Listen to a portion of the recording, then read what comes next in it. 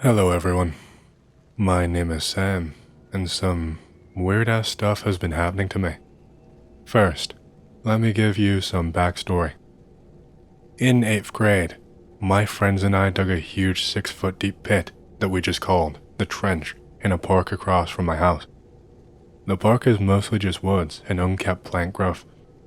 The property used to belong to a millionaire who lived in my city, and it used to be a really nice open park with paths and pine trees and stuff, but she passed away in the 1950s or something, and her family sold the land to the city, and the city has been much too lazy to maintain what it used to be, so now there's just a big wooded area in the middle of the neighborhood. Anyway, we dug this pit out of boredom, and it's been there for several years. We would usually check up on it from time to time to see if it's still there, and to keep the hobos from sleeping inside of it. It was last year that we started to notice some weird stuff surrounding the trench. One time we were just hanging out at my house, and at around 3 a.m., we went outside and ran to the trench just to check it out. We got there, and we heard rustling in the bushes.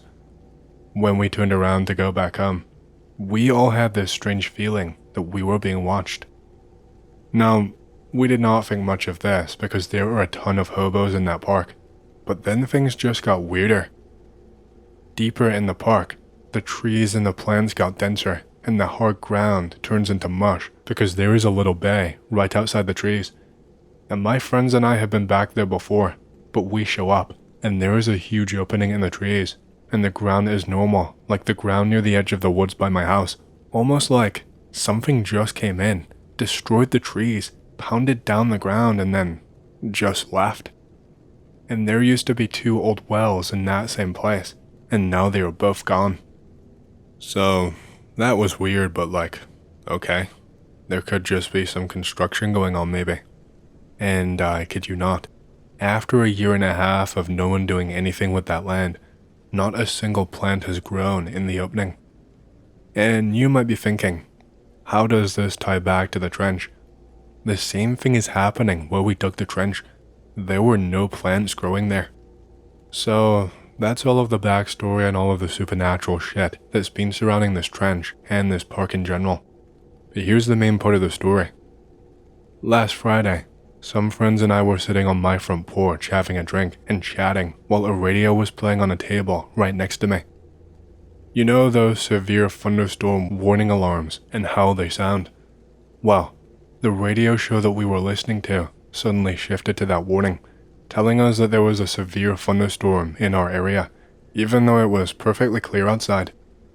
We thought that was the freakiest thing ever, until we saw a fucking spotlight coming from the park across my house. It was moving all over the place, as if someone was using it. This is also freaky, because it is almost midnight, and no one is usually out in the park with a spotlight. Not only that, but after we turned off the radio, we could feel vibrations in the ground, as if there was an earthquake or something. One of my friends is not scared of anything, so he jumps off the porch and runs straight into the woods towards the spotlight. We all follow behind. The further that we get into the park, the more we start to realize that the spotlight is coming from the trench area.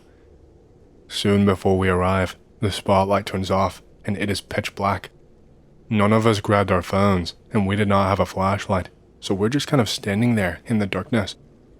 We found our way to the trench after our eyes adjusted to the darkness and saw that all of the trees around the trench had been removed and the trench was filled in. And you have to take into the consideration that the trench was at least 6 to 7 feet deep. It had been there for 4+ years, and all of the dirt that had been taken out of the ground had been packed into the ground, so there is no way someone could have filled it in that fast. So, what the actual hell? What the hell was with the radio? What was with the spotlight? And what the fuck is with the trench filling in? And what is with the forest randomly disappearing and plants not growing? Is this park cursed? The picture included is a view of the park from my front lawn. I was 7 years old when this happened to me. I was living in bumfuck nowhere, Texas, on 30 acres of wooded property.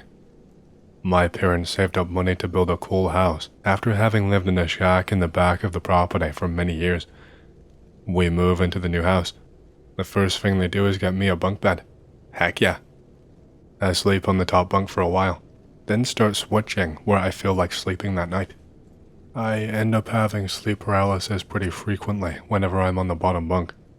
It's scary but kind of cool sometimes. I am always staring straight up at the board of the top bunk when it happens. I sleep on my side, but sleep paralysis happens on my back. Every time I figure out how to move, it wakes me up. One night, during one of my sleep paralysis times, I find myself on my back, but with my head to the side. I am looking at the other side of the room. My bed is against a wall in a corner. There is a figure in between my bookshelf and my TV stand. I had one of those tiny TVs with a VCR built in that we got from an old secondhand store that does not exist anymore one town over. My peripherals show two other figures in the room, but they are shadows. The one directly in my vision has a white face. I am freaking out. I try really hard to move, and I'm able to swing my right arm over. I fall out of bed. That arm works for some reason, and I start crawling towards the figure. What the hell? Why? Vampire is all my little brain can think, but I keep going towards it. I get to its feet and then I just black out. I wake up next to the window. I scramble to the window just in time to see red, blue, and white lights on a disc zooming out of the yard. Every time I think about that event, it makes my eyes water, like I'm not supposed to remember it at all. Like I'm not supposed to think about it. I am an adult now, and I still want to know what the hell happened to me. My eyes still water when I think about it. Here's another story from my childhood. I was around 5 years old, I think, when this happened. This was when we lived in the shack further back on the property. I was kind of a shitty 5-year-old. I said something to my mom that made my dad mad. My dad refuses to talk or look at me for the whole night. My dad works as a nurse at a local hospital and is always on call. He gets a call while we're at the dinner table and he goes to work. I am woken up in the middle of the night by my dad.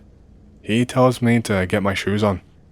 I'm trying to ask him questions about what the hell is going on, and he just says, "Get your shoes on and on." He walks outside of the room. I find my dad outside my door. He takes me by the hand and leads me outside. It's completely pitch black. I have no idea what time it is at all. He leads me into the woods. I keep trying to ask him questions about where we're going and what is going on, but he just shushes me.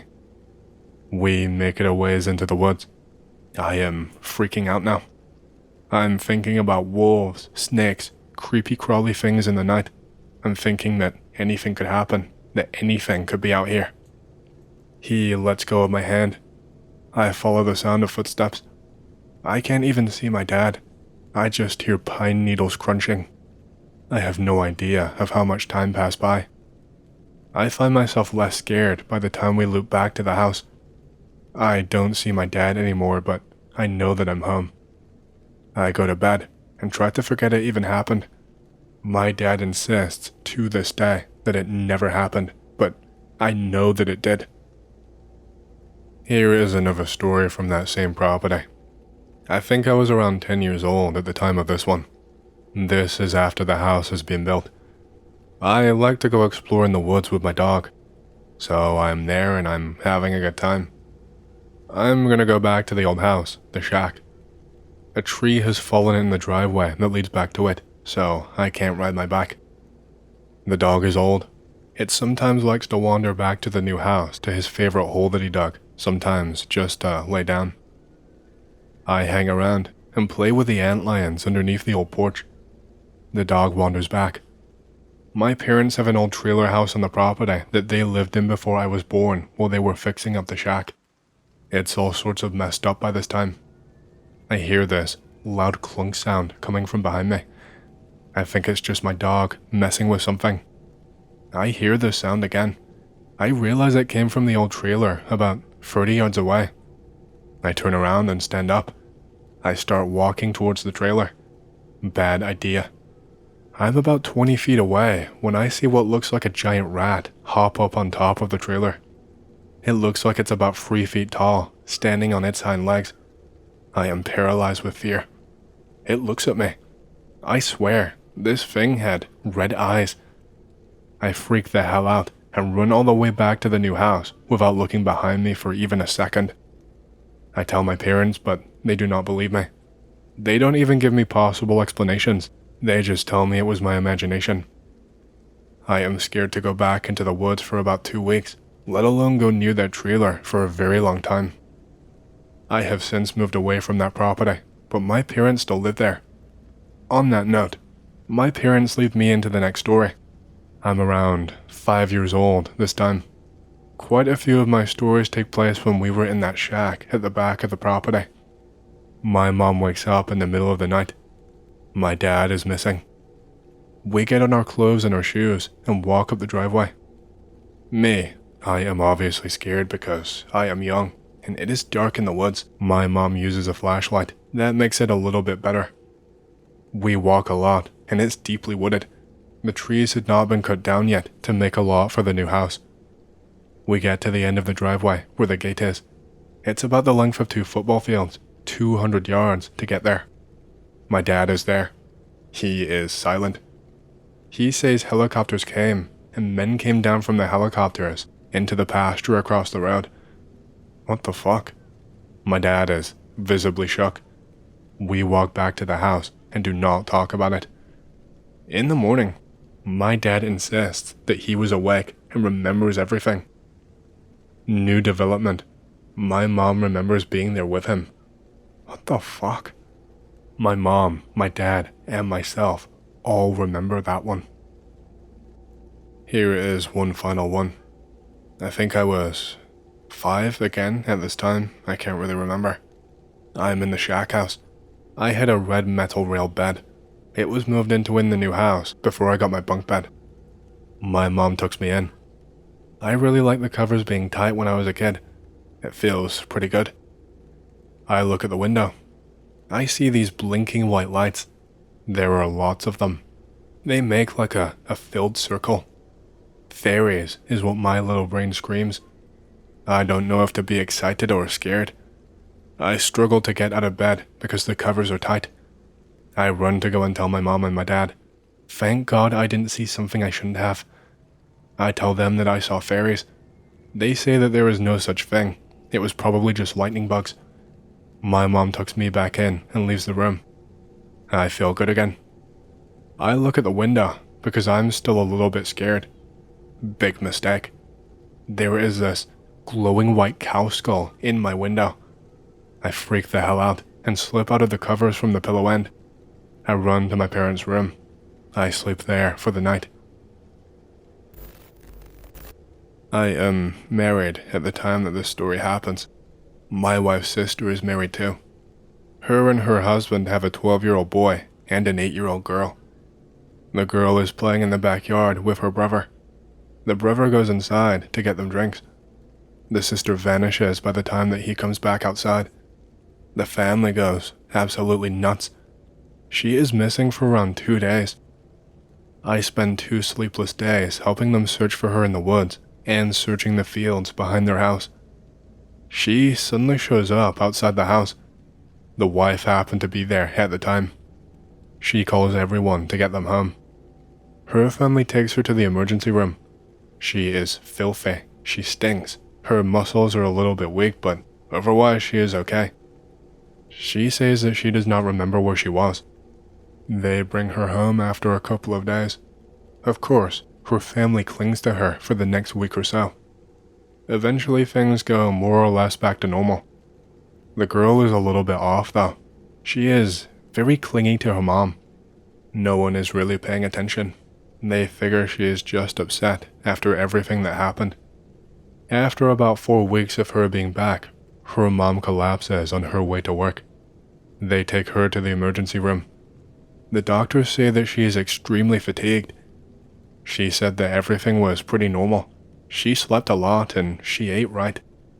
She spends a night in the hospital and is released. She collapses again, this time at work. She spends some more time in the hospital. The doctors say that she might need to take some more time off work. She agrees. Her and her husband decide to take a vacation. She asks if we could keep the kids for a couple of weeks while they were away. I say, of course. Her mom is really reluctant to leave the girl. Not surprising, given what happened. She's really kind of weird about it though. She is in tears as they are dropping them off of us. Just over the girl though, not even the boy. The boy is already upstairs playing Xbox. I don't think much about it. A couple of days pass by. The girl is a little strange. She does not want to play games with us or watch movies with her brother. She just kinda hangs out with my wife. Not doing really anything, just sitting with her. I write it off, given what happened. Her mom is calling, pretty often too. Sometimes like 10 times a day, I'm not even kidding. It was a little bit strange. She is sometimes screaming and crying to talk to her. My brother-in-law apologizes for her bothering us at all hours of the night. A couple more days goes by. My brother-in-law calls. She says that she is really sick and throwing up. Thinks she probably ate something bad, and they will likely cut the trip short and come home as soon as she is feeling a little bit better. He mentions that they have not done anything anyway, because she just stays in the hotel room crying to go home to their daughter. He calls back the next day, says she felt a little bit better, and that they were going to go ahead and stay until their original flight home. It is now late in the second week with the kids. My wife is coming in from the garden. She staggers a little. She falls to her knee. I made sure that she was alright and asked if she wanted to go to the doctor or something. She said that she just felt a little lightheaded and was fine. I insist that she spend some time in bed. The little girl wants to sit in the bedroom with her. I explain that she is not feeling very well and just needs some rest and some time alone. The kid is pretty annoyed about it. Pretty angry and hateful, if I'm being honest. Whatever. I made the little shit spend the night downstairs watching cartoons and shit with her brother and I. My wife slept for hours. My wife spends the rest of the week not feeling so great. She's always a little bit dizzy. My brother and sister-in-law finally come home. They pick up their kids. I'm pretty happy to see them go, if I'm honest. My wife cries. I'm like, hey, it's not like we can't see them whenever we want. She is really weird about everything. She spends most of the night crying. The next day, my wife is acting insane. She wants to call off work and go to her sister's house. It's totally not like her. Things get to the point where I have to physically restrain her to keep her from going over there. I tell her that she has been feeling pretty crappy for the last few days and needs to spend some time relaxing. All evening and night, we fight and bicker about it. The next day, she wakes up. She wants to call off again. If you feel good enough to go over there, why don't you just go to work and then visit them on the way home? She agrees. We go to work. We work in the same building. She ends up getting sick and throws up. We go home together. She is shaking and she cannot keep anything down at all. Neither food nor liquid. We go to the hospital. The doctor says that she is showing some symptoms of withdrawal and asked if she drank heavily. She never drank before. They drug test her, but nothing shows up on the results. She has a really rough night. She feels a lot better the next day. My wife's sister gets sick again. She collapses one evening after work. She hit her head on the edge of the kitchen table.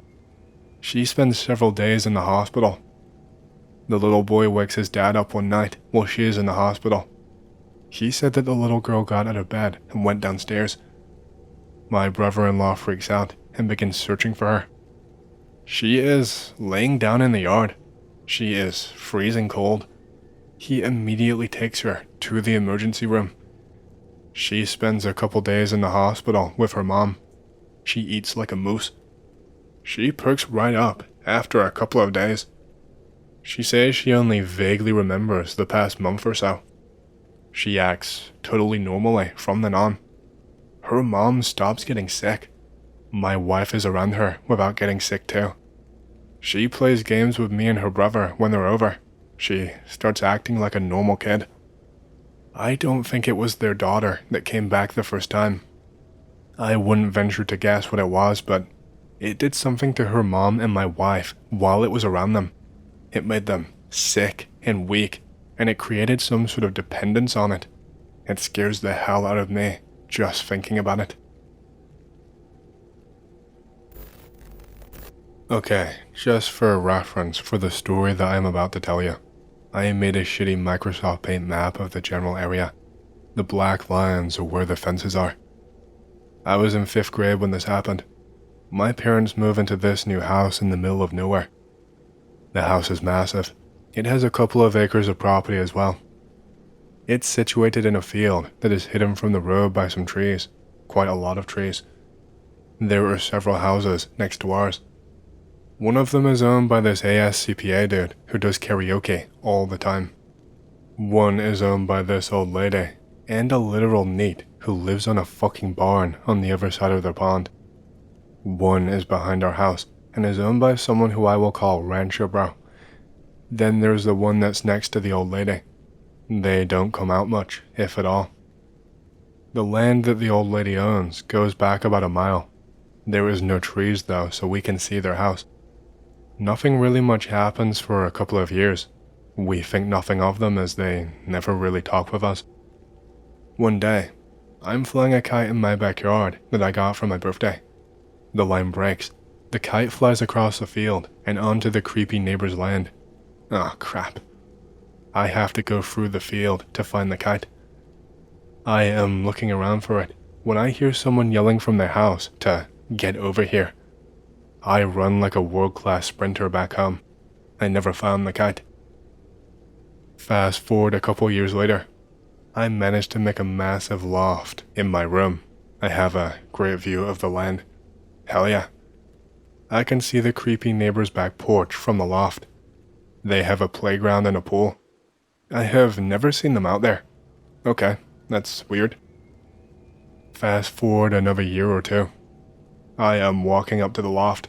I want to look outside and see the stars. I notice something in creepy neighbor's field. Lights. Lots and lots of lights. Okay then. I go to bed and think they were maybe just looking for something. This next incident takes place a couple of years later, although it was not witnessed by me, but by my mom. Be my mom. Talking with some pool guy about filter problems. I notice something walking along the fence. It's a woman in weird clothes. The pool guy notices the woman too and falls silent. I watch as she goes past and disappears into the woods by the house, staring at us while she walks away. She comes back out 10 minutes later. Repeat a few times, still staring. My mom notices that she's got something in her hand. It's a big ass knife. The woman walks off onto the road and we do not see her again. The creepiest thing happened a few weeks later. It's Super Bowl Sunday. My parents left for Disney World, leaving me in charge of the house for the weekend. Hell yeah. I go downstairs at like midnight to just get a soda. I notice something outside. It's a ring of small fires in a circle. Oh shit. I rationalize that maybe it's just a Super Bowl party. I go outside to see if I hear music. It is dead silent. Nope. I run upstairs and get my machete just in case. I realize that no one will believe me if I tell them without proof. I remember that we just bought a 4K video camera. I sneak downstairs and get it. I record the video. I lock every single door. I fall asleep with the machete. I never quite had the nerve to go out there and see what went down. I was worried that I was going to get killed by these motherfuckers. This next part is last summer. I had a friend over and I mentioned the weird neighbors. He says that we should go and check around the area. I nervously agree. We walk over to the general area where the fires were. There's nothing. We keep walking further into their property. I find a dried up pond with tons of burned shit inside of it. I take a photo. I look around some more. Don't find anything. We get bored and so we go back home. Sometime later that night, my friend looks out one of the loft windows. He loses his shit. He tells me to get over there. I go to the window and I look outside. There is someone in the field where we were, with a lantern, and they are looking around for something. My friend thinks that he is looking for us. I don't tell anyone because I'm way too tired. I fall asleep. This is confirmed when the person starts following the trail that we took. Oh shit. I eventually go to sleep. I am damn scared though. And finally, the most recent event that led me to write all of this shit up. This happened around a week ago. I was chilling in my room. I decided to look out the window to view the sunset because I am bored. I look outside. There is a massive fire in creepy neighbor's land. It looks like someone is throwing stuff inside of it. They keep at it for hours. I'm really confused. I don't tell anyone because I am tired. When I woke up, all of the shit was completely gone, and I know it was not a dream or anything like that. 4 days ago, I was talking with my dad about all of the weird shit in the house. I mentioned the fires and shit in my neighbor's property. He says that they have always been weird. I ask him why. He says that ever since we moved there, they never leave their house, they homeschool their kids, and they never go outside. Suddenly it all makes sense. The neighbors know about the freaky shit because they are doing it. Nothing else has happened so far, but I will try to keep you all updated as best as I can. I'm getting a damn gun soon, I know that for sure. This is another story which was told to me by some people in the Arizona state government, who would have nothing to gain from making up a story like this, and instead would have a lot to lose due to people ridiculing them. The story that was told to me, it goes as follows. About 10 years ago, this person and his wife were in the backwoods area, in a very isolated region, not far away from Sedona. They were planning on camping in the area, and were looking for a nice place to set up their camp. They hiked about 3 or 4 miles into the backcountry, and were on government lands that belonged either to the Bureau of Land Management or the U.S. Forest Service. Anyway, as they reached a clearing in a scenic spot, they stopped and started to make a camp. As they did, they both felt very uneasy, as if someone was watching them. The feeling began to get so intense, they both decided to pack up and hike a little bit further. As they did, they came to an area where they heard lots of people talking, but no one was around. While they were walking, all of a sudden out of nowhere, there was a large tank sitting right in front of them that was running, with about 20 military personnel running around in a frenzy. Curiously, they approached the soldiers and asked what was going on and if it was some kind of an exercise. Immediately, they both had automatic rifles shoved into their faces, and a barrage of questions came from an angry man in uniform. He very aggressively asked, "How the hell did you end up here, and what are you doing here?" The men threatened them with arrest, and they both explained that they were simply hiking and they came across this scene. The man explained that he was a state official and well known, and demanded to know what was happening. The military man, still with a rifle pointed at them, said, "This is none of your goddamn business, and if you want to go back to your lives, you better get the fuck out of here, right now." So, they both quickly packed up as quickly as they possibly could and left there. Now, here is something that is strange. The man told me that on the military guy's shoulder, there was a symbol of an upside down triangle with a snake inside of it. On the outside of the triangle was the earth. The patch said Special Forces, and also had some kind of very strange writing he described as being like hieroglyphics. He later told me it reminded him of the symbols that they said they found at Roswell by the witnesses there. He said that the tank was most likely an Abrams tank, and that it did say US Army on the side. He later asked someone in the State National Guard, and he was told by that person that it was classified information that they did not know much about, but that it had to do with some kind of a underground base and testing in the area. Once again, this is only from what I was told, and I did not witness it myself, but when I was told the story, it resonated with me as true, since the person telling me had nothing to gain from lying, and I do not think that they would want to make up such a story to bring unwanted attention onto themselves. One of the more humbling experiences I had was about 8 years ago, as I was living on my own for the first time. I was bad at managing proper times to eat at first, and often found myself getting a salad or a sandwich from the Circle K, a few blocks away from my first apartment late at night, when everything else was closed. My first car was a family Jeep that was older than me, a 1991 Wrangler. I'm sensitive when outside sometimes, I just feel overwhelmed. I say this because my car did not help. It's very loud. It did not have a top, so I'm exposed to elements like wind, and whenever I drive, dust kicks up, getting in my eyes. Plus, it's nighttime at this point and very dark, and I'm just not really paying much attention to the street. I am pulling out of my apartment complex and look left, which is clear, and then I look right, and I see just one car coming. I am turning left, so I wait for the car on my right to pass by before I turn out.